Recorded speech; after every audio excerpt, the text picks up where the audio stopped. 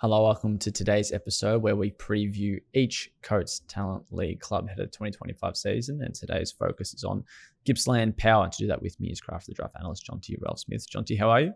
Yeah, really excited about what Gippsland could produce in 2025. Such a strong group coming into this year. Now, I think they had 4 all-up drafted last year, whether that's through the national draft or rookie drafts, and they had 2 in the top 11 with Alex Taru and Xavier Lindsay. And this year could even better that with a potential pick 1 contender in the form of Willem Duursma, potentially the best Duursma we've seen. We've seen 3 others come through before him, but such a versatile and athletically gifted prospect. Willem looks like he could be the pick of the bunch, not only in his family, but for the 2025 draft class as well. Yeah, certainly. He's been talked about in that sort of pick 1 contendership. He's like you say, he's so good athletically and in terms of his ability to pounce on the loose ball and read the play unbelievably. It no doubt comes from his basketball background, which is quite high end, but he's also got the ability to play in multiple positions like you talked about. So we'll probably see him through the midfield a lot this year. And what the next step, I suppose, in his game will be is how good is he at winning the contested footy and doing the real aggressive and combative stuff around the stoppage. And yeah, when it is 50-50 ball, is he able to be the one that wins it? Because when it gets to the outside and when he has time and space, his class is almost unparalleled in the draft. But yeah, that's probably the next iteration of his game. So looking forward to seeing if he can produce that on a consistent basis for the Gippsland Power. He's not the only one that they'll probably look to try and mold into the right role and find out how they can unearth the most out of one of their teenagers, because Job's capping as well. And his best position is certainly going to be up for grabs and a talking point this year. Yeah, I think it will. He was best on ground comfortably, in my opinion, in the under-17s trial game at Werribee in August last year. He's got the ability to play multiple positions as well. He's played off the flanks a fair bit, was an under-16s Vic Country representative.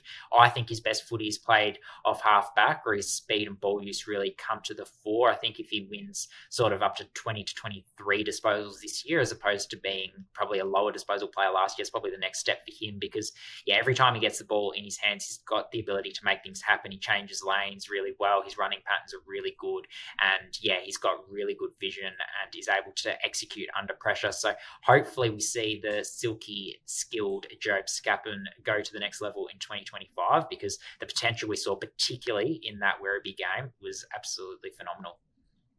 The Power have done such a solid job over the last few years in getting talent to the AFL, and that's not only the national draft, but mid-season draft. And I'm not sure, do they actually have top age talent or over-age talent this year for the mid-season take? No, which is quite unusual actually. So no, this is the 1 year that Gippsland don't have anyone coming back at all as a 19-year-old. Often you do see sort of that developing ruck or someone who's been injury interrupted or has been starved of opportunity return. But yeah, Gippsland didn't feel like they had anyone that fit the bill. But yeah, like you said, they've been blessed in recent years. Ryan Marrick and Tom Hanley, a couple of beneficiaries of that. Tom Hanley obviously debuted last week for Sydney.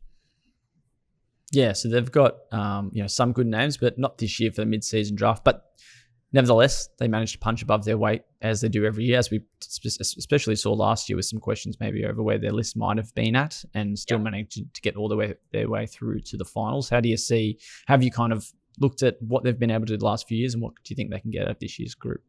Yeah, I think they're a club that, geographically, they've obviously got a lot of challenges like Murray and Bendigo, but they seem to unite their squad better, I think, than a lot of the other country clubs. They have sort of midweek dinners and those sort of things. So they put a great premium on culture, and I think that shows through their ability to improve as the year goes on. Obviously, they train at satellite hubs, so that makes things a little bit difficult as well. But yeah, as the year goes on, the connections that they're able to foster through their midweek sessions at Morwell, I think allow them to, improve. And they always do run a little bit deeper in finals than what you would expect. They won a final last year when I don't think people externally would have expected that with the list that they did have. And then, they were able to unearth a couple of gems, Asher Eastham and Alex Taru, a couple who weren't on the radar at all this time last year. So, and I think Rhett McLennan's probably one who leads that. He's coaching Vic Country this year. He's a very experienced coach and, highly thought of in the talent pathway industry.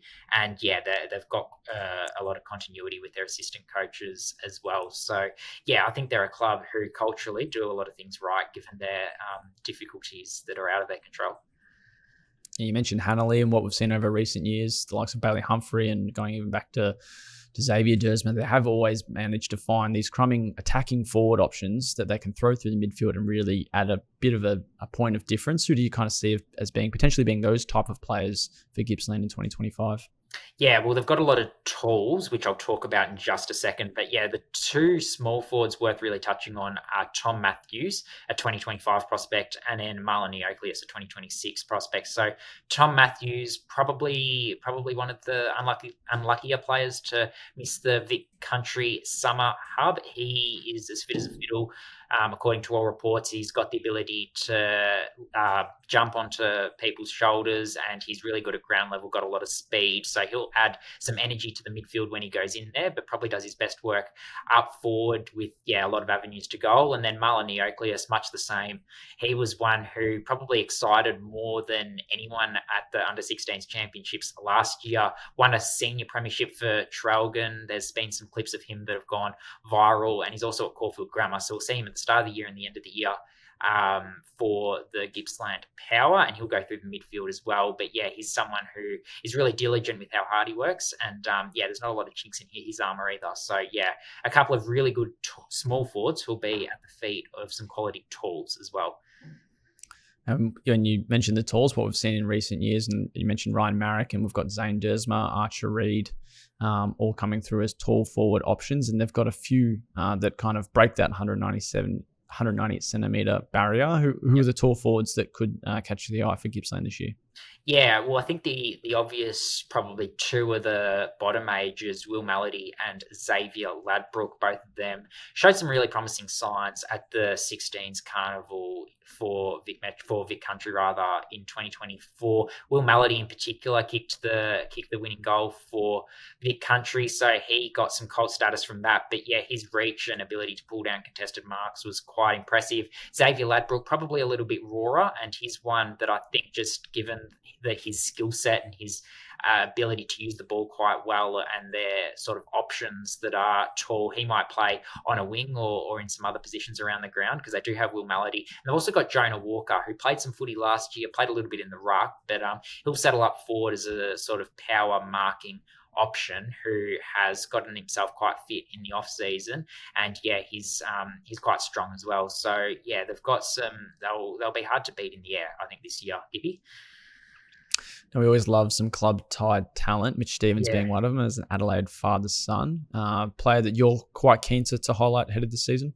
Yeah, he is. He's from Hayfield, like Asher Eastham was last year, so right out in the East Gippsland region. He's one who played as a rebounding defender last year and showed some really promising signs. He's also very hard to beat one-on-one, so he was able to lock down some players really, really well last year. But in pre-season, he's shown some really good signs, what he's able to do in the midfield, and it will be hard to fit a lot of these players in the midfield. We'll talk about that a little bit later for the coaching staff, but yeah, he's got that balance where he can go into the midfield and has some real assets offensively, as well as obviously what we've seen defensively. But yeah, his ball use is something to look out for Adelaide Crows fans, because yeah, he's one that could surprise, and he was part of that Vic Country Summer Hub as well. Gippsland, the most represented club, or equal most represented club in that Summer Hub, with 6 players.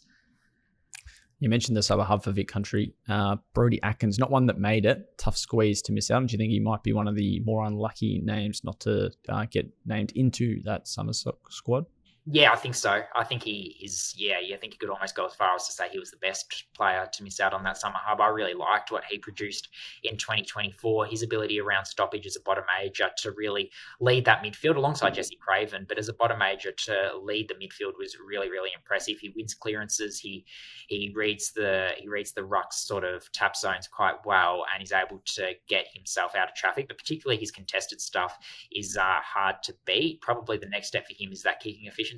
But when it comes to winning the hard ball and being really tenacious and combative, he's already shown an ability to do that. So I think that's a really good platform for 2025. And I think he's one that could push into the Summer Hub, into the Vic Country squad. But yeah, it'll be a matter of showcasing that versatility perhaps a little bit more, as there is a bit more of a squeeze on midfield talent. couple other names to mention. Emerging leader in Zach O'Keefe and another Jiath coming through, the younger brother of CJ and TJ's Goy Jiath. What can we kind of expect from those two this year? Yeah, Zach O'Keefe, he's another one that'll roll through the midfield. He's shown some good signs up forward as well. So he's got good versatility and flexibility. And then Goy Jiath is a really powerful athlete. So yeah, hopefully he can develop as it looks like he will based on what his preseason has looked like. And when we want to talk about the midfield group, we've had just about endless amount of names as a midfield focus this year. How do you see them going about, I guess, trying to get the most out of their midfielders and also trying to get the most out of their deeper options as well and trying to find that balance in 2025? Yeah, it'll be interesting to see how they do it, because it's probably been a while. Maybe you could have to go back all the way to 2019 when they had 9 drafted, where they've had this level of midfield depth, probably.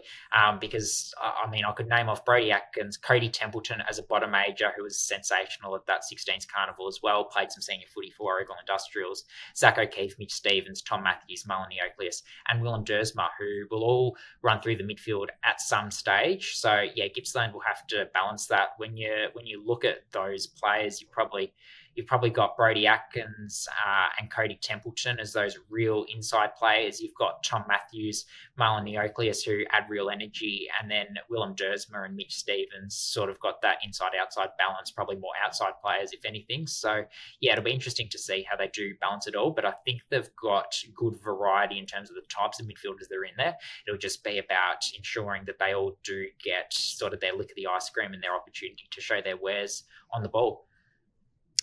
Well, Gippsland will open their Coates Talent League season with a country clash in Craigieburn against the Murray Bushrangers, which is certainly going to be exciting to see how some of these Vic Country prospects go head-to-head. Jonty, thanks for covering all the latest for Gippsland Power for us today. No worries. Thanks, Mitch. You can catch all the latest draft news and videos over at Zero Hanger's YouTube page, all the latest news, views, and analysis on zerohanger.com.